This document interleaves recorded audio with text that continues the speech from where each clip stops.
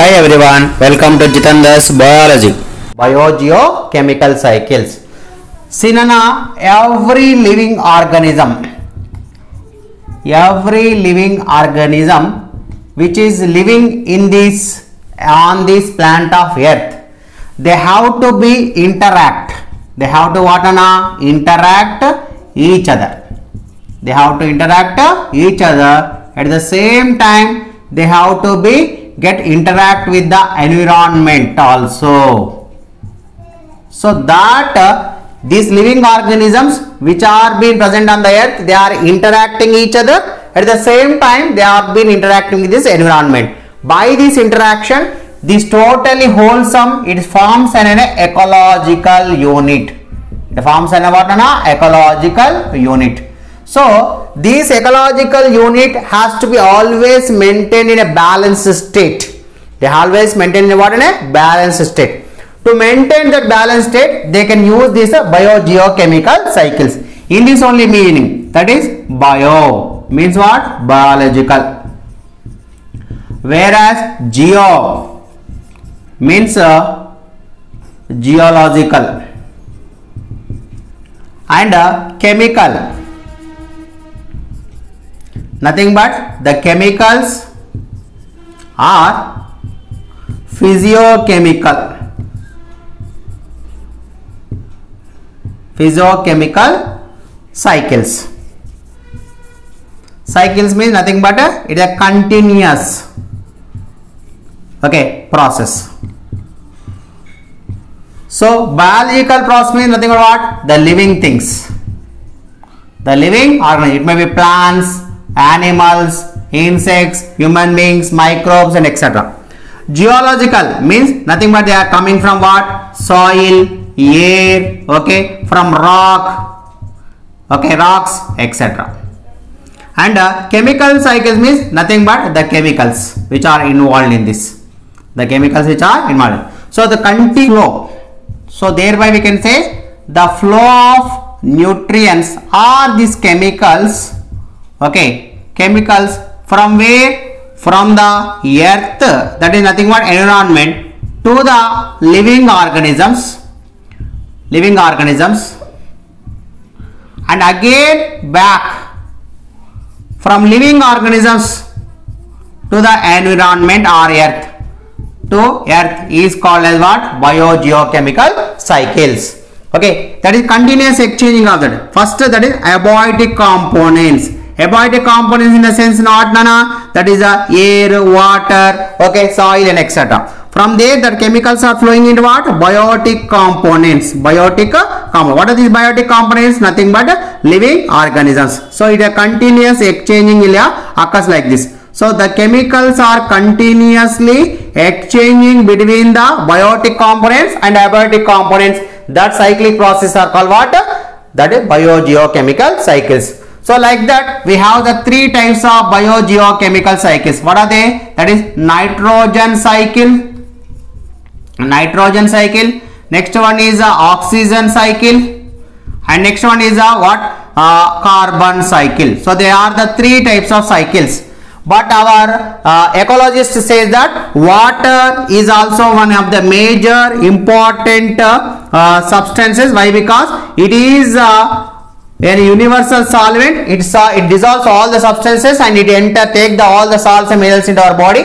And moreover, water consisting of hydrogen and oxygen, that are the important chemicals which are useful for the formation of different chemical compounds in our body. So that's why we have to learn about the water cycle also in brief.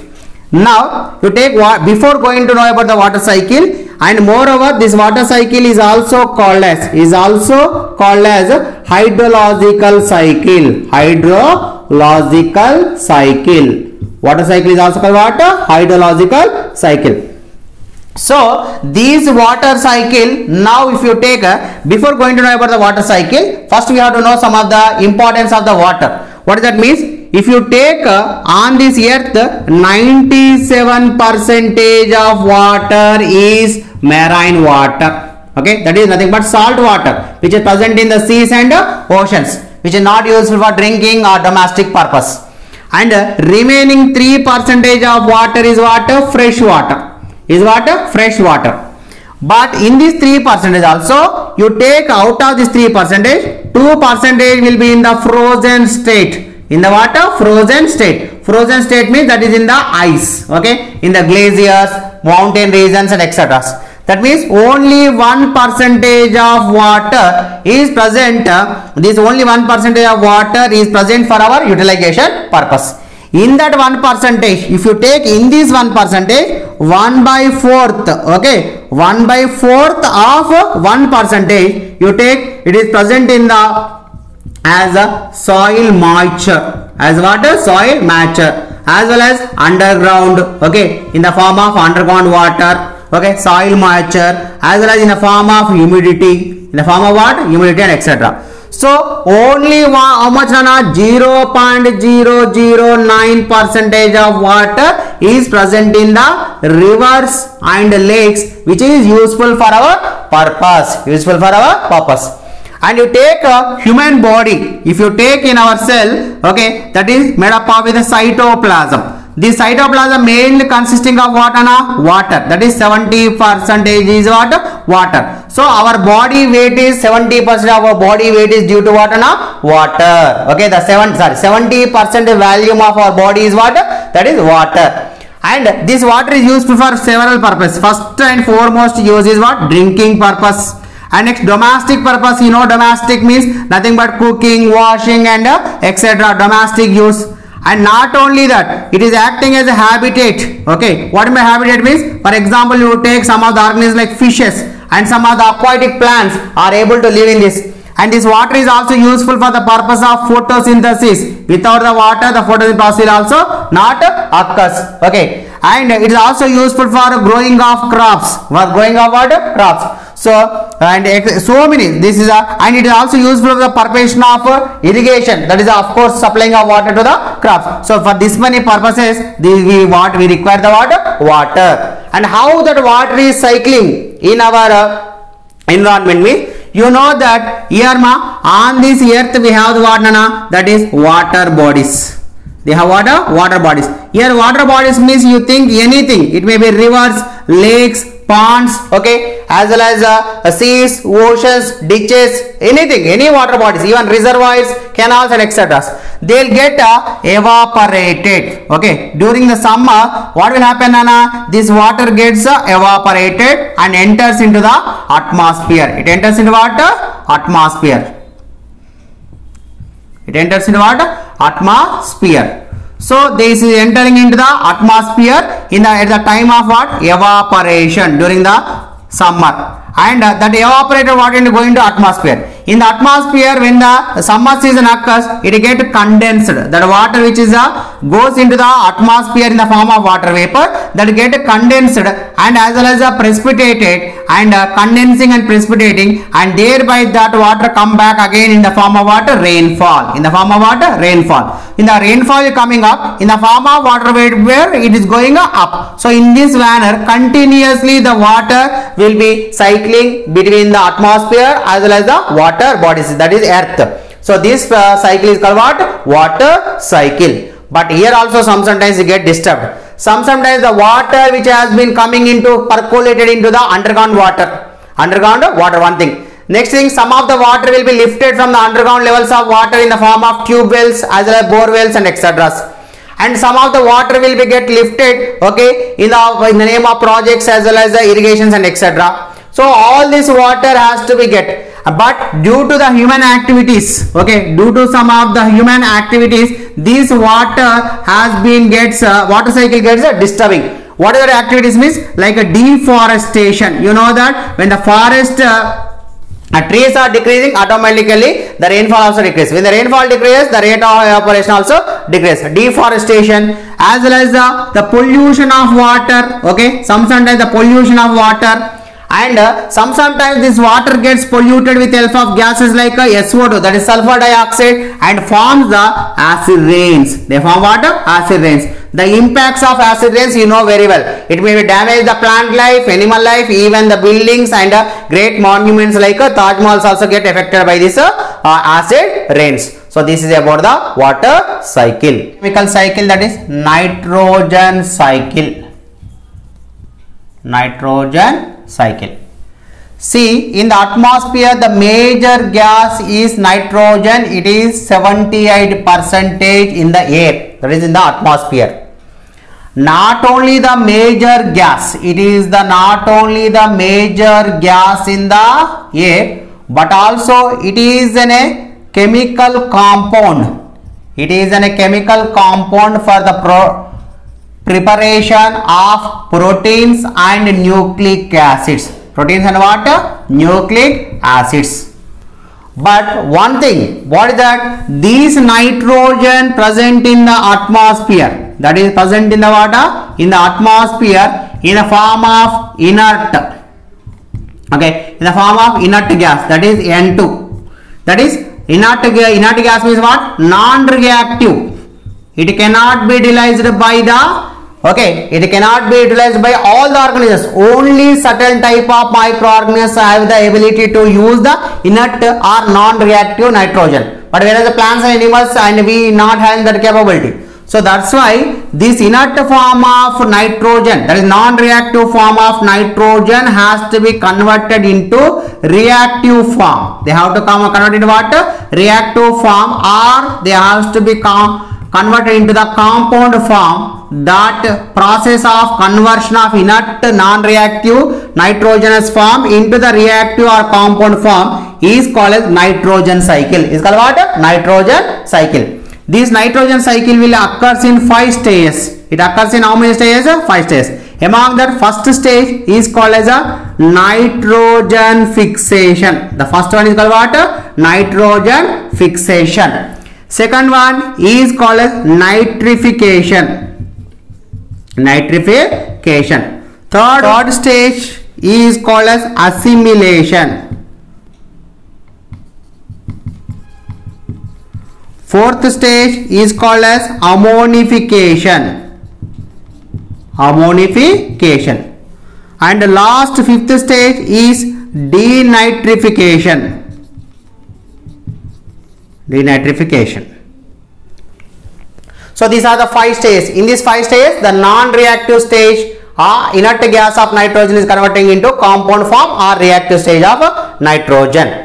And how we'll see, discuss one stage for in detail. First stage is what? Nitrogen fixation. Nitrogen fixation, the first stage. In the nitrogen fixation, the first stage is nitrogen fixation. In the nitrogen fixation, how it occurs, we'll see. See, this atmospheric nitrogen is there, no? That is converting into the, that is soil nitrogen. That is atmospheric inert gas of nitrogen is converting into the compound form. It is occurring, it is again dissolving in the soil. How means? With help of nitrogen fixing bacteria. The nitrogen fixing bacteria. Like what? Here the nitrogen fixing bacteria like Rhizobium. This is a symbiotic bacteria. And Nitrosomonas. Nitrosomonas. This is a free living, this is a symbiotic bacteria. You know, this is present in the leguminous plants.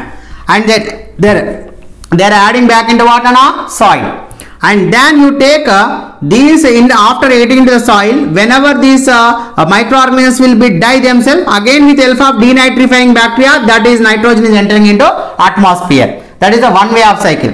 Next, same time, this after entering in this nitrogen into earth, with help of that nitrogenous salts, the plants can prepare these proteins and nucleic acids.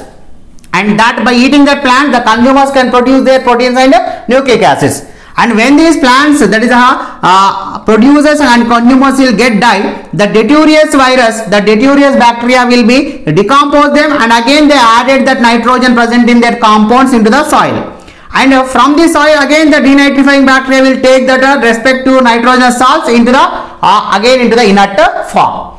Same manner, this is total biological process. In another way is also there, the nitrogen is adding back to the atmosphere. How means? By the physical process, like when the thundering and lightning, at that time what will happen? The inert form of nitrogen which is present in the atmosphere, which is from the clays, from the rocks and from the sediments of water and etc.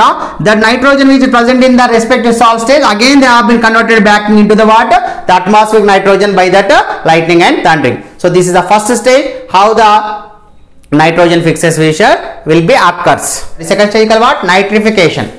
In the nitrification, what will do? The nitrites which has been formed, the salts which are formed in the first stage, has been converting into what? Ammonia. Has been converting into what? Ammonia. This is also one more salt of nitrogen. By what? By denitrifying bacteria. By the what? Denitrifying bacteria. The denitrifying bacteria will convert the nitrates into ammonia. This ammonia can be utilized by this microorganisms, and it is further converted into what? Nitrates and nitrites. Nitrates and what? Nitrites.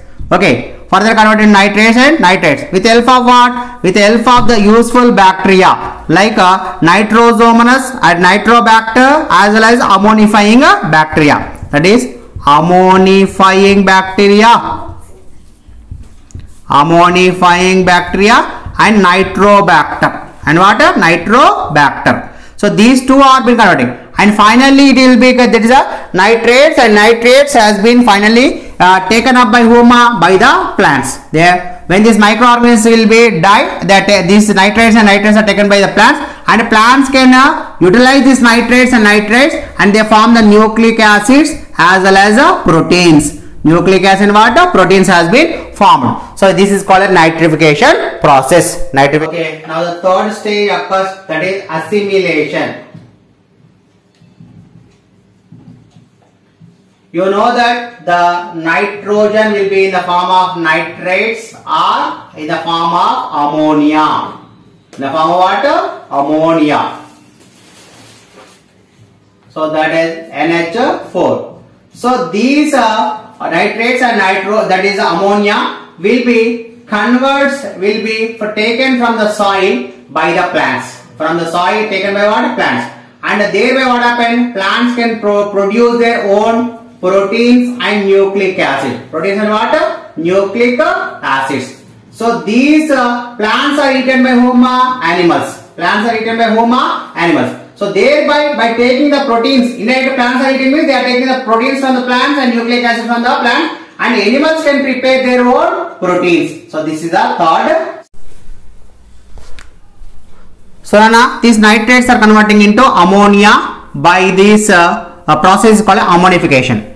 And these plants, whenever the plants, animals will die, or whenever the excreta of animals are released into the soil along with the dead materials maybe, or excreta of animals maybe, again this ammonia is added back into what? That ammonia is getting back into what? Soil by the decomposition of microbes. By the decomposition of what? Microbes, that is decomposers. The decomposers will come and decompose the dead bodies of plants and animals as well as excreta of animals, and they convert the ammonia into what?